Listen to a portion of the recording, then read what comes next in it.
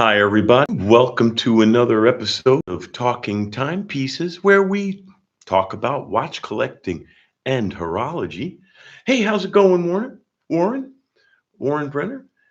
Hi from central, kind of east, west central Germany.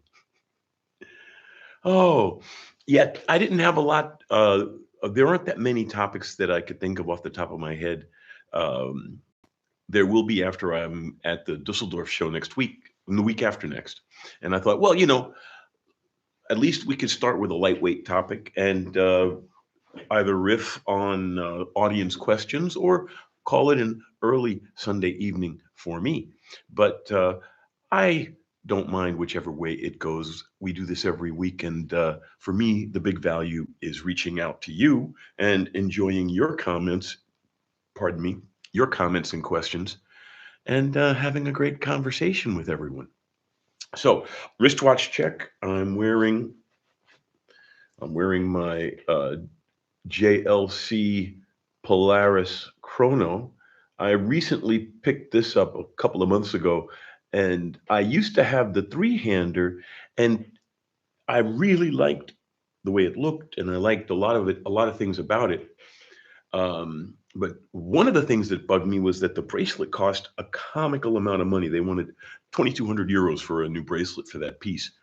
And JLC had recently raised their retail prices significantly.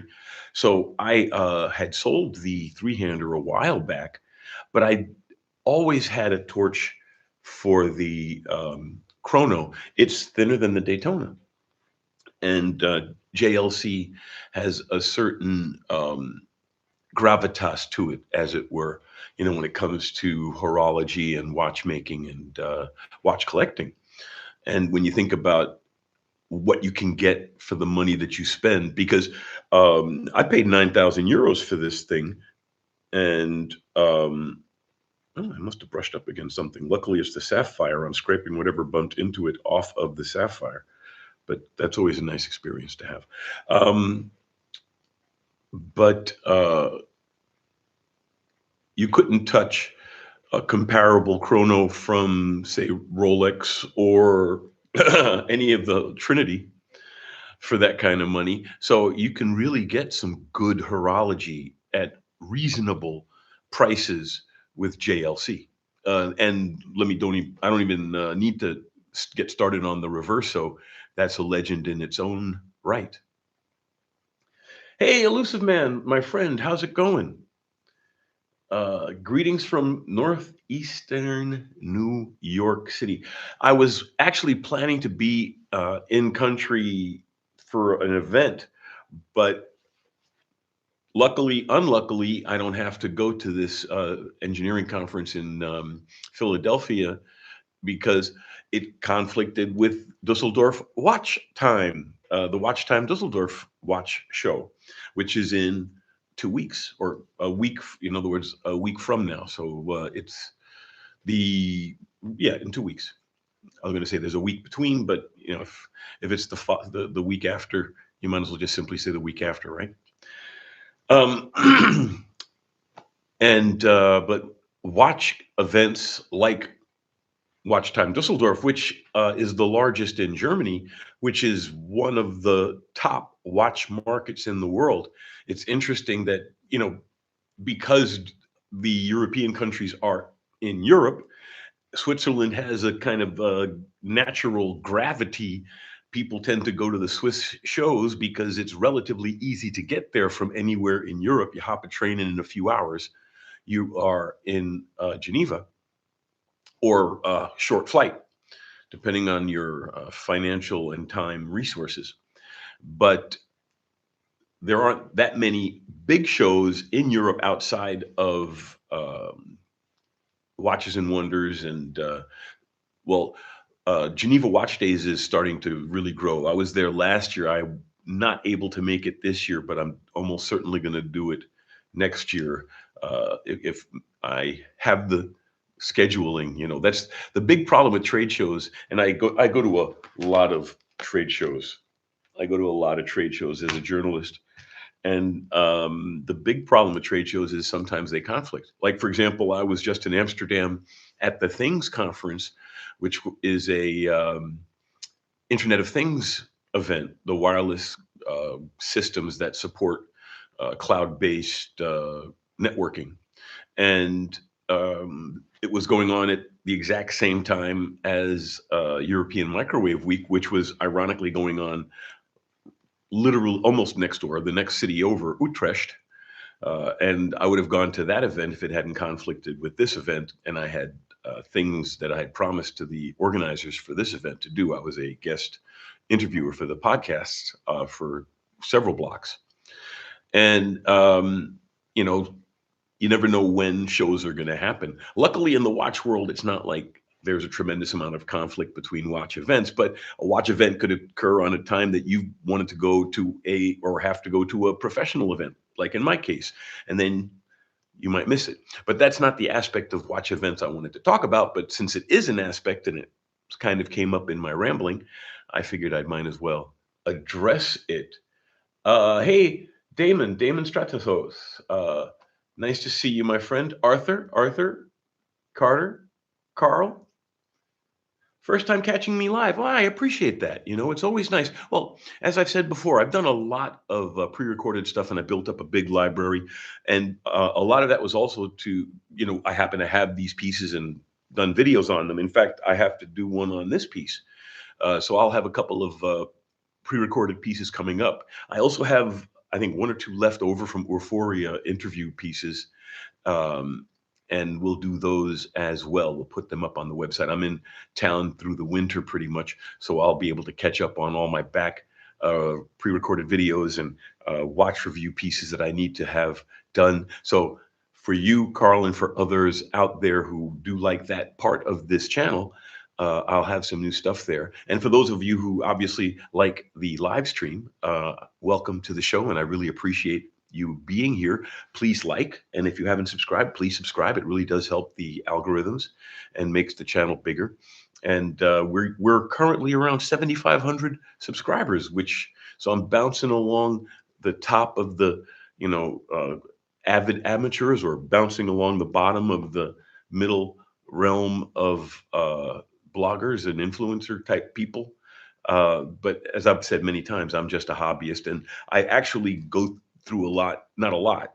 It's not hard to not do something, but I deliberately don't do as much content as I could, because I don't want to turn this hobby into another job, because I am a journalist by day and I have a backlog of videos for that vocation that I still have to edit. So, but it's a privilege to be able to attend events as press and be the eyes and ears for all of you out there, because, for example, when I'm at Watch Time Düsseldorf and I'm making those shorts, I'm really hoping that people have an opportunity to see this, because if they're not at the show, this is arguably one of the few times they're going to see such an up close and at least subjective look at something new. And there are going to be a lot at Dusseldorf. There are going to be a lot of companies, so we'll have a lot of content generated. It'll probably be a big hump in the production schedule,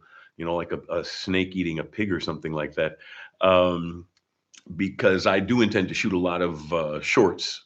Obviously, that's an easy one. If I see any new piece, I'm going to put it in hand and do a quick minute or so on it, so you can all see it. And then we're going to really try to do what I love doing in interviewing, and we're going to talk to as many people as possible. Like, I really like the president of Marathon. He's a cool guy, and I've interviewed him before. And Philip, the CEO over at Fortis. I'm looking forward to talking to a lot of interesting people for us out there. Let's see. Wind up is the coming weekend here, says Elusive Man. Well, and that's the other thing that's the biggest thing I wanted to talk about when it comes to events is I encourage you to find your local event. The whole watch industry does not revolve around watches and wonders. There are large regional events wherever you are, wherever you live. There's going to be at least some kind of watch event. if only a brand event at your local AD. And I've been to all of those in between. I haven't been to Watches and Wonders yet, but I've been to Geneva Watch Days. I've done the Dusseldorf show. I've done major shows in the industrial space, and I've done CES so many times. I don't do it any longer, but my last time I went, I got my 25-year ribbon for CES. So I've done a lot of big shows. And what I encourage you is that it's not all about the big shows. I love going to the small shows sometimes more than I like going to the big shows. So this little show that you're talking about, wind up, it might not even be a little show. It might be a reasonably large show depending on the region and how many people attend. But I strongly encourage you to find out what's happening in your local area, watch wise, and attend those events. And if nothing else, it gives you an opportunity to network with your local watch collectors and find out things like who's a good dealer, who's a good watchmaker, who does good repair work, who's good with Rolexes, but maybe not so good with quartz pieces because he never bothered to worry about them, or vice versa. Who do you take your quartz piece to, but you would never take, and does a great job on the quartz pieces, but you would never take a mechanical piece. Networking is one of the greatest aspects of going to a watch event of any size. And the small shows give you the opportunity to network with people who live reasonably close to you. I mean, like I said, depending on the size, they could be from much farther away. But if it's an AD event at your local, in your local town, odds are maybe people from the next town over. Like I was with Chris, who's a regular here on the show. He lives in Frankfurt, which is the next town over from Wiesbaden. It's the bigger town, obviously. Everybody knows Frankfurt, and very few people know Wiesbaden. So it's I say I'm going to the city when I'm going to Frankfurt, and he lives there. And he came to Wiesbaden for an event at the local AD for Frederic Constant, and he gave me a heads up because I am not yet a member of the Frankfurt Watch Club. I've already got my application in, and I've been told it's been received, and I'll eventually be a club member. But belonging to your local watch club is one of the great ways to get to know about the small local events that are happening in your area so that you can go out there and see not only new pieces, because let's say it is Frederic Constant brand launch. They're launching, in this case, they launched several new models and they had several special editions of their perpetual calendar. I was really tempted to spend that kind of money on that. And that's under 10,000 for a very, very good Swiss made perpetual calendar. If I'm not mistaken, I think it's the least expensive Swiss made perpetual calendar in the marketplace.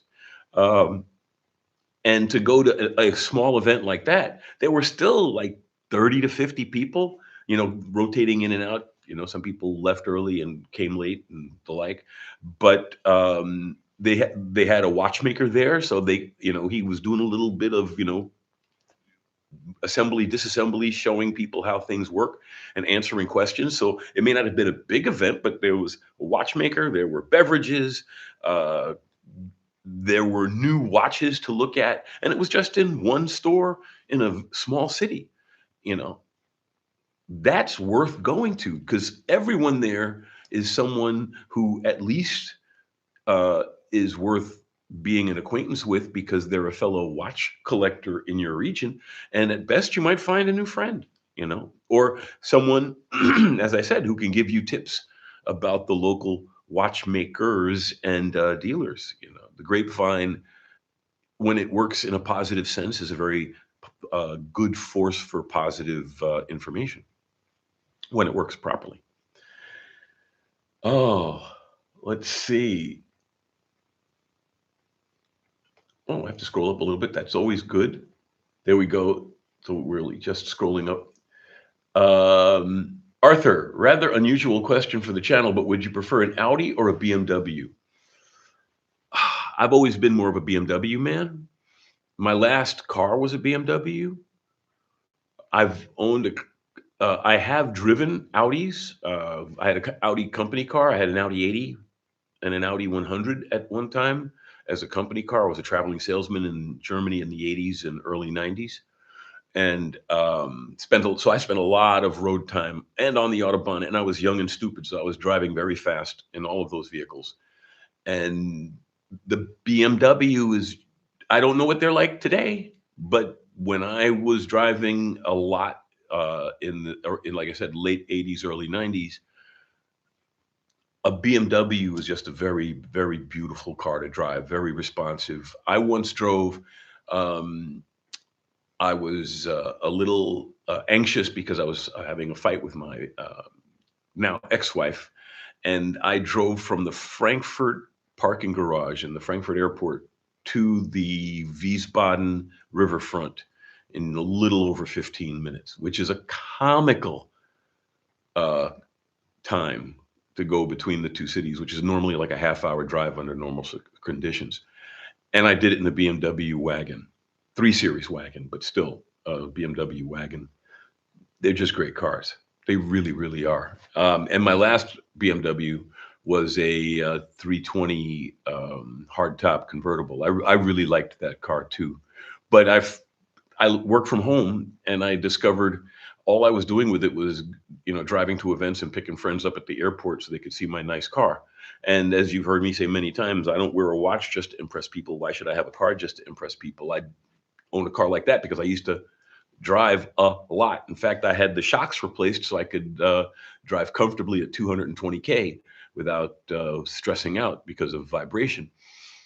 I love to drive, but with the moment the car no longer became for me, I sold it. And that's how I wound up getting so many watches, because the moment I sold my car, all of a sudden I started accumulating watches because I had extra money for some reason on hand. Because as we all know, cars can be expensive to maintain. And that money could go towards a piggy bank that could get you a nice watch every year or so. If you can get away with not needing a car, obviously. So that's my answer about that. I would go BMW over Audi. Unless I had a family, then I would go with Audi, because the Audi in my mind is a more solid and sovereign. Germany, the joke, I don't know what the joke is now, but the joke used to be that Audi was for farmers, people with a lot of money, very conservative. And Audi does make some really, really big, nice, stable cars, and some small, nimble ones. The TT, which is a relatively new uh, design, the TT is a great two-door, two-seater, and it comes in a convertible, soft top convertible. They might have gone to a hard lately, but I don't think so. I think they're still a soft top, but it's a beautiful car, and that's an Audi. So yeah, and I would say BMW is the I would go as far as say it's a. I would say the BMW is the Omega, and Audi. What would Audi be? Longines maybe, but like old school Longines, not Swatch Longines. Oh, Chris, I was just talking about you. Yes, I will be. I've already made my reservations. I got my hotel. I got my train ticket for watch time Düsseldorf, and I'll see you there, my friend. Matter of fact, if you haven't booked your train yet, let's make sure we're on the same train. We'll sit on the in the bar car, have a beer on the way there. Um, but yeah, I'm going down Friday and leaving Sunday, so I'm there for the whole show. Uh, and I was also just talking about how we were at the event in Wiesbaden at the Frederic Constant AD. Well, Chris is a big time watch collector. He spent a lot of time getting his Speedmaster 2 dialed back in.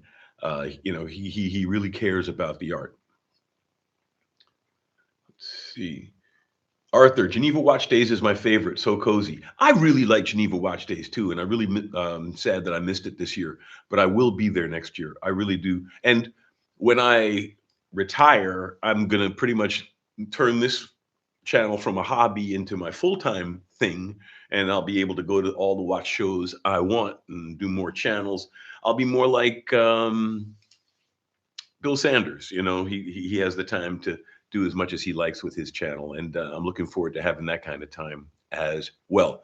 But I'm looking forward to Geneva Watch Days, and the once I break 10,000, I'll go to Watches and Wonders. Then I'll consider the channel big enough to be at least moderately respected and not be pushed around too much when I get to the event. Arthur, applies for any event of this sort. Really, the human connection is key. Networking is one of the most important things in life. Exactly. I'm very fond of saying when I talk to my colleagues that it's people. People are the most important thing in any marketplace. You could take 100 cell phones and stack them up in an auditorium and come back a day later, a month later, and it's just a stack of electronics. Whereas you put 100 people in an auditorium uh, without anything, and you come back an hour later and there's a marketplace. Give you that piece of gum for this cigarette. Give me a lift home, and I'll introduce you to my girlfriend or whatever. People will they will either, if they don't have anything to barter physically, they'll barter, like I said, connections. Hey, I'll introduce you to my friend. She's looking for a boyfriend, and you look nice. You got a car. We can, after they let us out of this kidnapping situation that they put us in. I'll give you a lift home, or if you give me a lift home, I'll pay for your gas or whatever. You follow me? People are what make a marketplace. Things are just what we use to interact with people. Because if you were alone, you see the movies about like Charlton Heston or whatever, the last man, Vincent Price, the last man on earth, as it were. Um, does it matter if you break into the jewelry store and put the nicest Daytona on your wrist? I mean, it'll feel great for a few weeks maybe, but even if you don't wear watches for other people, it's really pointless. I mean, wearing a watch that nobody notices, because the way I liken it to is it's not so much that you don't care what other people think. When you choose a watch and you wear a watch, it's about, like, it's like wearing clothing, right? I may wear a hat, so a completely different hat from the kind of hat you may wear, right? But we're both wearing hats, and my hat expresses my personality. And I hope that you at least like my hat, right? I'm not expecting you to have gushing admiration for my hat, but at least you can go, well, he's got his clothing relatively well put together. Or a shirt. I like a nice Oxford collar. Some people don't like a button-down collar. Some people like other kinds of collars. Some people don't like collars at all. Some people think clothing with embroidered logos are pretentious. Some people think clothing that doesn't have embroidered, something to show that it's a name brand, as it were. To some people are, used to being around branding to the point where they attach value to that. But you don't have to wear the brands that they want. You could wear the brands that you want, and like I said, if they like them, that's icing on the cake. But you shouldn't be wearing it for them. But then again, back to what I was saying about the marketplace, people, and I'm agreeing, and I'm glad to see other people who are agreeing with me. It is all about the people and the networking and the community that is created from the networking, because that's what a community is, right? Is a network of people who know each other, and it's like in computing they call it a mesh network. People invented it a long time ago. you know, do something in a small town, see how fast that information propagates. Santa Claus, hey, long time no hear from. Any events coming up in the Dallas Fort Worth area? That I don't know off the top of my head, but what I would have done is Google and then send you the info. But you could Google and then what, you have the information directly. That's the nice thing about search engines today. I mean, in the old days, you would have to rely completely on your local club to find events, but now you can look up the events. But then at the event, you could find out what local clubs exist. So that kind of information goes in both directions. But if you've come late to the show, one of the things that I was encouraging people to do is join their local watch clubs, and then that way they get heads up on small events like AD events and things of that nature, or local get-togethers where watch people just show up and flex at each other. I guess drinking alcoholic beverages, hopefully, and everything from just a couple of people meeting in a bar to Watches and Wonders in Geneva.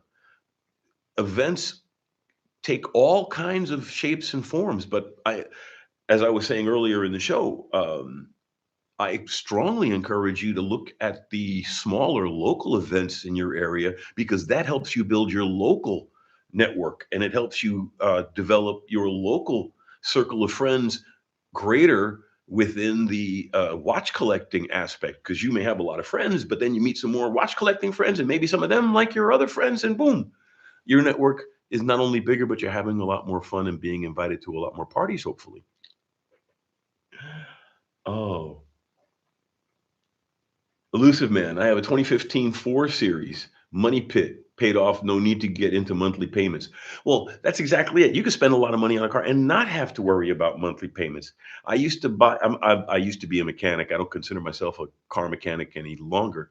But back in the day, I would buy a beat up 924 or a 944, and I would fix it up and clean it up really nicely and drive it until I couldn't fix it anymore. And I'd sell it or throw it away, and I'd buy another beat up 924, 944. And I did that for two 924s and three 944s. Changed an engine once, changed a tranny once. You can go broke saving money on, well, on anything actually. If when you think of it like that, if it's something that you weren't going to buy anyway, if it's on a discount, you're still spending money, right? Elusive Man. Wind up hits Dallas in Dallas Fort Worth in March. Well, there you go. Santa Claus has information now. See, that's the nice thing about a network. Your network, your friends give you information. Ruben Perez. Hey, hey, how's it going? Where I went too far in the scrolling. Here we go. I paid 24,000 for a 2003 Blueface Sky Dweller. Did I overpay mint condition? You didn't overpay, but you paid at the top of the market value. Um, that's a good piece. And it retails for like 18, 19. So aftermarket. So you, like I said, you paid on the high side, but you didn't pay comically too much for the watch. And especially if it's a mint condition and it's a full set, then it's worth paying a little over. Like I said, it's not over, but you're at the top of the range. I would say market value for that piece. Um, you could have found a better deal, but you might not be as happy with the watch. Frenetic, hey, how's it going, Frenetic? And if I didn't say hi to Ruben, hi, Ruben. Frenetic, I think most watch people are car people also. It is for me. I can't have one over the other.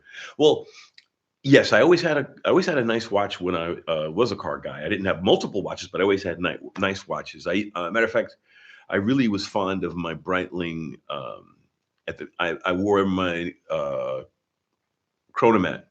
I had a Bluebird, which was the matte case Blackbird with the blue face. I really liked that piece. I owned that for a long time, and it was big for its era. Now it would be considered a reasonable size. I think it was a 39 or a 40. I forget. But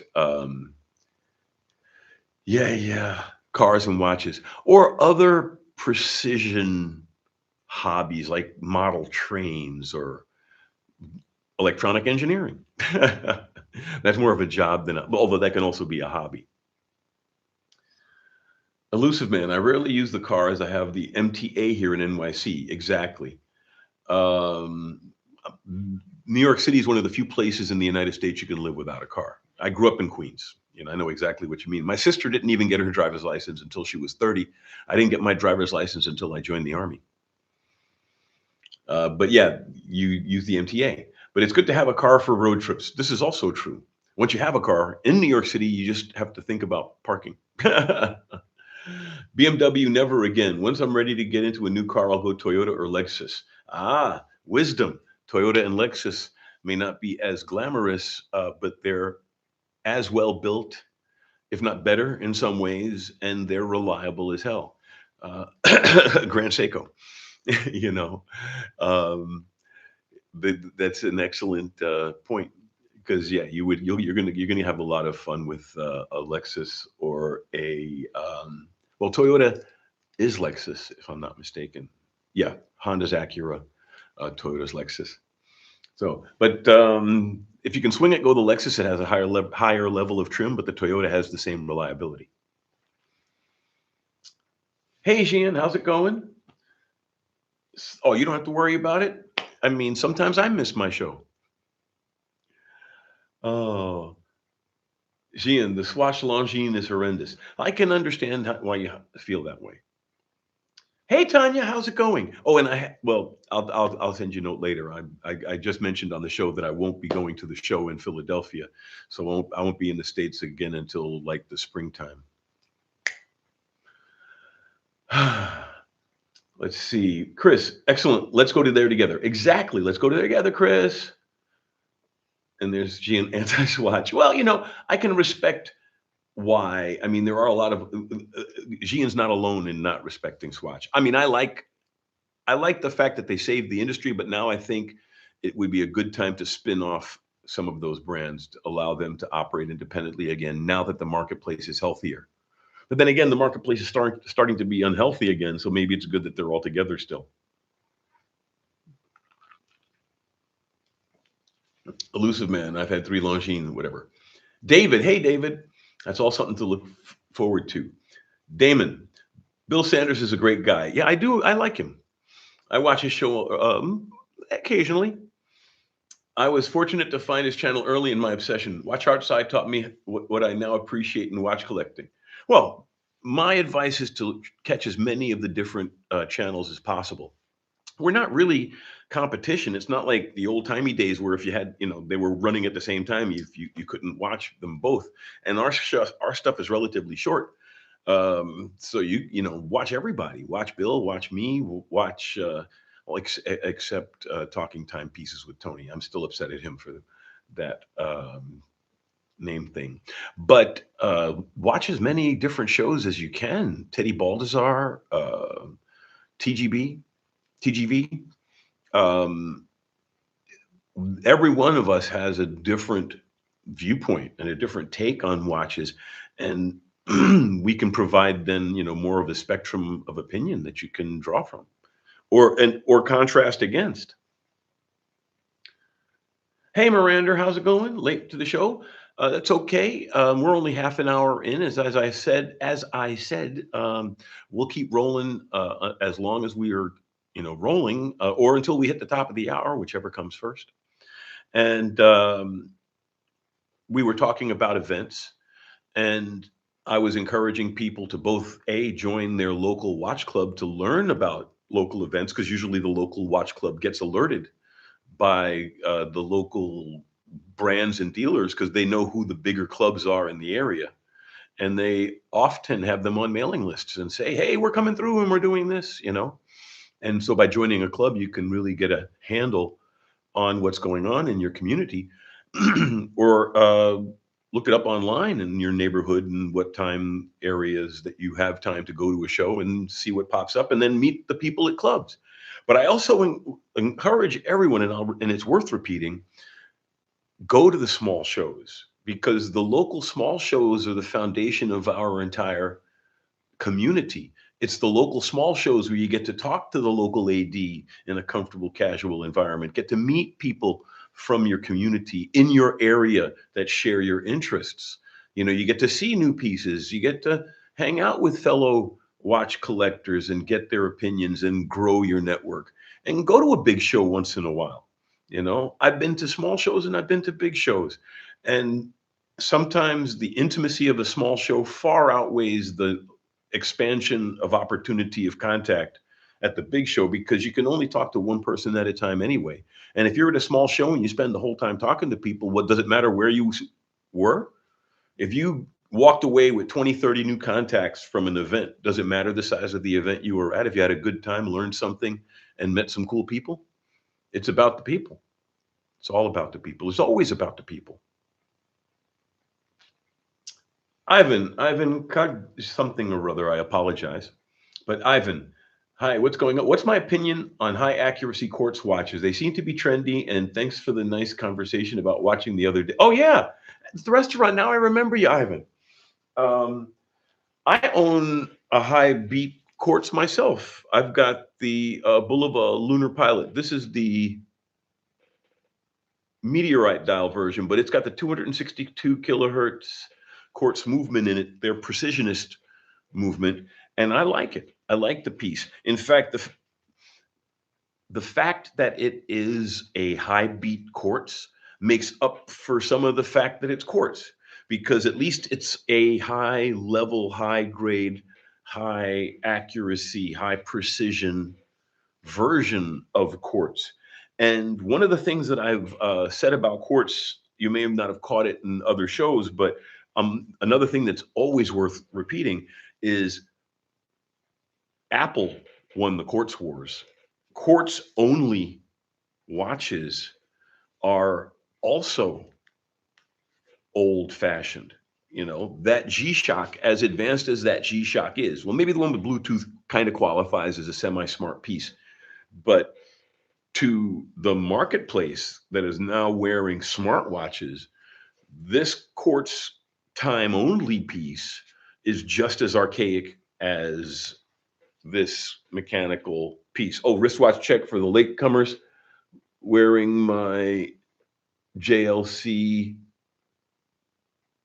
Polaris Chrono. I really do like the JLC sports pieces. To me, the uh, Reverso is a little dressy, and I have quite a few dress pieces, and also I have big hands and wrists. So unless I get a big piece, a big Reverso, it kind of gets lost on the wrist anyway. And for that money, if I'm going to spend that money on a JLC, I'd rather get a JLC sports piece. Uh, Ivan, and my compliments to the Casio dress watch. Oh, that's nice with the sapphire. Right, exactly. I remember exactly. It really speaks about my passion about all kinds of good watches. Keep it up. Thank you. Well, Ivan, and this is something I've said, and the nice thing about it is I have a body of work. People can look up what I've said in the past. And I've always said, well, it's an industry axiom, face case movement. You know, if it looks good on your wrist, that's the first criteria. Because that's why, I have a little bit with the conspicuous consumption watches that are almost deliberately ugly, just to really be this thing on your wrist so that other people know you spent a lot of money. Better to have something that doesn't cost a lot, looks great on your wrist, and tells the time, with hands. Because with the recognition about quartz and the like, I've drawn my line. The line I've drawn in the sand is the watch has to have hands. If it has hands, then it's still a watch in my mind. So like even a smartwatch that has like a hybrid with analog hands, I would still consider that a watch. I would consider it a watch with smartwatch functionality. But as long as you still have your hands, it's still a watch in my book. And you can still use those hands, for example, to find south. As long as the sun's in the sky, you point the hour hand at the sun, bisect the angle to 12, and that's south. In the northern hemisphere. In the southern hemisphere, it's north. But hands also allow you to have a better understanding of time, in an analog sense. It's a quarter till, it's half past. You don't say it's half past if you're looking at a digital clock, unless you're an older person. Most young people I've heard, they read out the time, or they'll say 10:30, right? They're just, which is reading it out.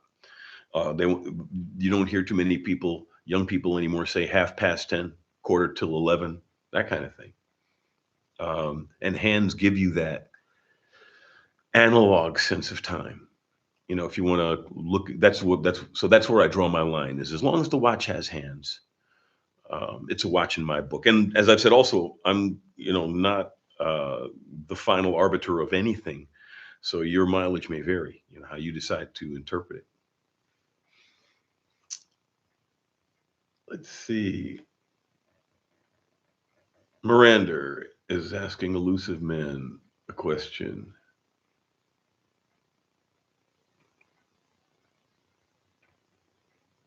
Oh, scrolling.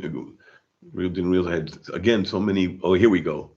Elusive Man, same year, had two 540 eyes and troubles with no end. Never again. Yeah, see, some people have problems with the brand and don't like the brand afterwards, but I can respect that. I can completely respect that. Tanya, I haven't driven since 93, but you live in New York. Daddy Plays 101. Hey, good to see everybody. I know you told me last time to go for something that would create conversation when I sit at a bar, and I did exactly that. I brought the Armin Strom. Whoa, Armin Strom gravity equal. That is an Armin Strom makes some nice pieces. Very nice. Pardon me. I really love their work. I really, really do. I got a chance to talk to their people at Geneva Watch Days. In fact, I believe it was. Yes, Geneva Watch Days. They really do some beautiful work, Armin Strom. Oh my goodness. And that will get you some conversation. That's for darn sure. Um, Good call. Arthur, the Sky Dweller is a beautiful watch with a capital B. I'm thinking about selling my Datejust and getting one, but ultimately abandoned the idea.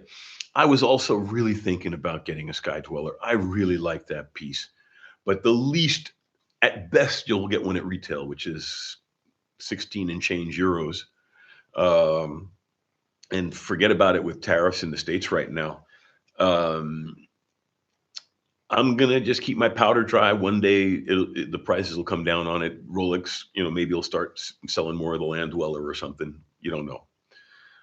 But I currently have, I've got first world problems. I currently have too many Rolexes. Um, since I picked up the president, this president belonged to my father-in-law, and he passed. And my ex-wife was going to sell it to a dealer, and I bought it from her to keep it in the family. But now I'm realizing, it's too much like my oyster. My oyster quartz is too much like it. So I'm thinking of selling the oyster quartz. So if anybody out there wants an oyster quartz that has both the original metal back and the display back, ping me an email at smartalix, ALIX, at yahoo.com, and we can horse trade. But yeah, I think I'm going to sell the oyster quartz if I can get a decent price for it. I'm on Team Toyota. Toyota wants to keep on going. Yes, Lexus is the luxury brand of Toyota. Exactly. Um, Elusive Man is agreeing with Miranda. Frenetic, you were into Porsches then, 944s and 928s. 944s and 924s. I wish I could have afforded a 28. I owned two 924s, and I've owned three 944s in the course of my life. And that was a fun car to play with. If I had gotten a 968, that would have been the trifecta. I would have driven every one of that family. Um, I have to appreciate more for good maintained examples. If you can find one in good shape, it's a joy to drive. What do I think of the Porsche design watches? I think some of them are really good, and some of them have earned names in their own right in the industry as collectible pieces, like their pilots' pieces. Porsche design, and I've owned a couple in the past. And the nice thing about a fashion forward company like Porsche Design, I wouldn't consider them a watchmaker, but I would consider them a uh, a design house that sells watches of caliber, like Hermes. You know, they make sure that there are good movements inside. IWC has made movements for Porsche design pieces. Other companies have as well. Um, they're good watches, well designed, well made. So I definitely would say if you like a Porsche design, buy it and enjoy it. Have some fun with it. They really do make some good pieces and there are some really collectible ones out there in the marketplace. Arthur, why did Brescian step down? I wonder. He was the best CEO Longines had under Swatch. Maybe somebody offered him more money. Maybe he was tired of the corporate rat race and retired. I'd have to look it up. Elusive Man. Tony's a nice guy, Rolex fanboy, though. I stopped watching Teddy as he always brings that buffoon O'Leary in too often. Well, somebody can be a little enthusiastic. I'm not going to judge other people. Trap Vision. Hey, hey, how's it going? One Usit. Hello. Trap Vision. I actually just joined a group in my area. Exactly. Join your local clubs. They'll really, number one, expand your circle of friends, and two, give you heads up on local watch activity. Oscar, Santa Claus, I said hi already, but that's okay. The Polaris is awesome. I agree. I love it. The Polaris was one of my kind of grail pieces. I really wanted one. I don't really have grail pieces anymore, but I do have pieces I would buy if I hadn't had a chance that I could find them at a good price. And one of them is the Tag Heuer Carrera 2 Skeleton GMT Chrono. I had one and sold it, and I keep thinking of picking up one. So if I wind up with, I might put together a war chest. And if I come across one at a reasonable price, I might buy it. But I got to sell a couple of pieces. So if you know anybody who wants a oyster quartz, let me know. Um, Arthur, the Polaris Chrono is a thing of beauty. I'll never understand why people wear a little screen on a strap on their wrist and not a piece of art like that. Well, some people want to do things like track their steps and the like, which is why I have the smart ring. And if you see somebody with a smart watch who says, well, I have my watch for this, that, and the other, you can say, yeah, get a smart ring. It'll do all of that. It doesn't have a screen on it, but you don't need the screen. You want the screen so you can surreptitiously look at emails during meetings. But you wear the ring, you can keep track of your sleep and steps and all of that fancy dance stuff, and wear a real watch, and you'll have a lot more fun, in my humble opinion. I agree with you. Oscar, wearing my Citizen Pro Master Orca edition. Ooh, nice piece. Miranda, Carter, maybe around birthday or business success. Theater yourself. Gian, oh, Alex, just want to ask about the new Timex watch that's making rounds that cost about 1,000. What's my take? I think Timex is doing a great job putting out some really nice pieces that are worth collecting. Matter of fact, I just saw some at duty free in Madrid coming through the other day, and Timex isn't horology, but they were in duty free, and you could at least spend 1,000 and get a good watch for that money. You know what I'm saying? And or 500, the ones that the Q series and the like. Timex is doing some really nice things, in my humble opinion. Let's see. Miranda says, treat yourself. Daddy plays 101. But the only problem I have now is I'm not old enough in my country to drink. So I guess I'm going to have conversation with people that actually know about these watches online or the golf club. Well, go to the AD party and just don't drink. You know, they'll almost certainly have non-alcoholic beverages for those that do not want to, or those that cannot drink. Some of the salespeople may be drinking with the customers, but they may not be drinking alcohol. Some of them choose not to, and some, depending on the company, are told not to drink at parties to avoid issues. So there'll always be something non-alcoholic at the bar at an event that they're pouring drinks, because you have to have a non-alcoholic alternative. So you go to the event and drink Sprite.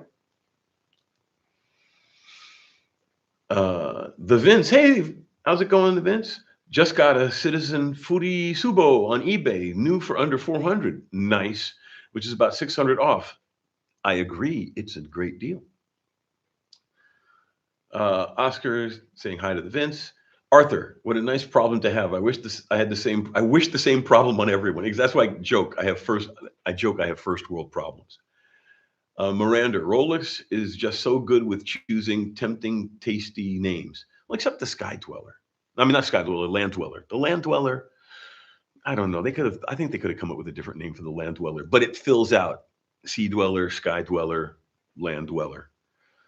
I guess they couldn't call it Dirt Dweller. That wouldn't have sounded as nice. I don't know. They could have. They wanted to use the word dweller, so I guess Terra Dweller, Terranaut. No, someone else already calls their watch the Terranaut. Oh well, naming stuff is hard. Uh, Elusive Man. I had the opportunity to get a blue dial Sky Dweller on an Oyster. Ooh, or the World Timer Omega. Went with the Omega. Well, I would say you made a better. The Omega World Timer is a better watch. It's not just a GMT. It is a World Timer. It's prettier, more nicely finished. The Rolex is more expensive for what you're getting, but the Rolex has better residuals. It boils down to what I always say, wear what you like to wear, and that's why I'm happy for you with the Omega. And I do like that watch. I really do like that watch. I almost had an opportunity to get one cheap, and a friend bought it out from under me. Um, but that's all right. It happens. But yeah, that's a great piece. We're getting close to the top of the hour. Just wanted to give everybody a heads up. Um, Arthur, Land Dweller and Cubitus both have the same name problem. I agree. My joke was they should have called it the Nautilus Squared. You know, that would have been a nice tongue-in-cheek name. It would have been a cool name. I think they could have gotten away with calling it the Nautilus Squared. What do you think? Nautilus Squared, yeah. And if you look in the shorts, I was recently in Birmingham at a very posh dealer that had the large two tone and the small white gold, and I got a chance to do some video and comparison video on the two pieces in the shorts. So take a look at that. And in the flesh, the Cubitus is a very imposing piece, and if you're into that Cartier Santos kind of look, the Cubitus is definitely worth looking at. And with the smaller size, you can get away with getting it without it looking like, it's dwarfing your arm. Because it does come in large and small sizes.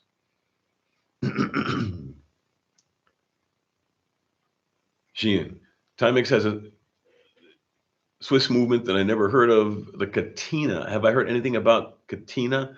They're another company like Salida was, I believe. I think they're making movements that are in the public domain and maybe variations, slight variations like Salida does.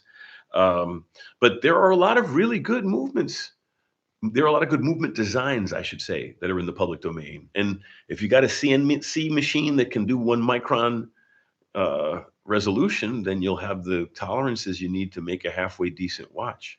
And you can probably get submicron resolution out of a halfway decent CNC machine today. So you can assemble watches that have movements made using older designs and still get a good watch. But then that's why it's not as expensive as a watch with a Salida in it or a uh, or an ETA movement in it. You know, it where you get the movement from does make a difference. That's why a lot of people, for all the people that laud the Seagull, it's not as well finished as it could be, and if it were better finished, it would be a better movement. Let's see, Elusive Man should have done Cave Dweller for Explorer 2. Cave Dweller, that would be a good one. The Cave Dweller.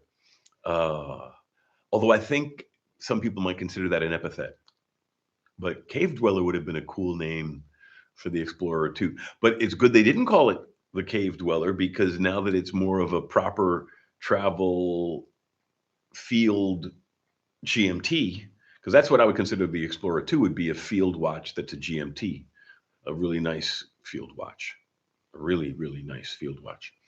Whereas if they called it the Cave Dweller, it would have probably made it a one-hit wonder, and they wouldn't have expanded the purview of the Explorer to become a true GMT watch, for example. So, well, we're getting close to the top of the hour, and I do have a lot to do this coming week. I don't see any new questions, so let's just call it an evening.